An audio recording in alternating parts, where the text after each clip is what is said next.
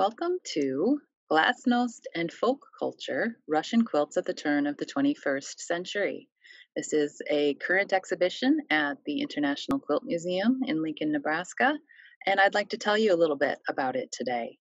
The exhibition features a group of quilts that were made in Russia in the 1990s, mid 1990s, and early 2000s.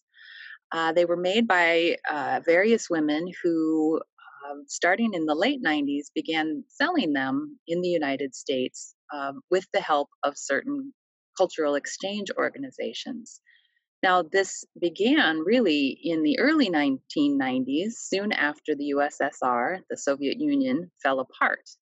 As many of you, I'm sure, recall, the Soviet Union fell apart in 1991, but prior to that, in the 1980s, the Soviet government had instituted a policy called Glasnost, which loosely translates as openness and transparency.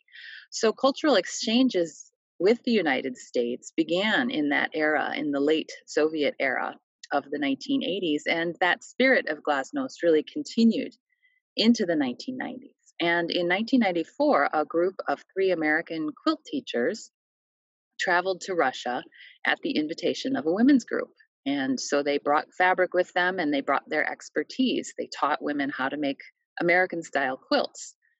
Russian women certainly had the sewing experience. They knew how to do patchwork, do piecework, they knew how to applique, but making American style quilts and definitely making quilts to hang on the wall was a new experience for them. So the quilts you see in this exhibition sort of came out of that cultural exchange that began in the early 1990s and really flourished into the late 1990s and early 2000s. We're extremely grateful to the donors, Ellen Bassick and Susan Lewis, who donated these to us. And Susan was one of the teachers who went to Russia in 1994 and shared some photographs with us of her experience.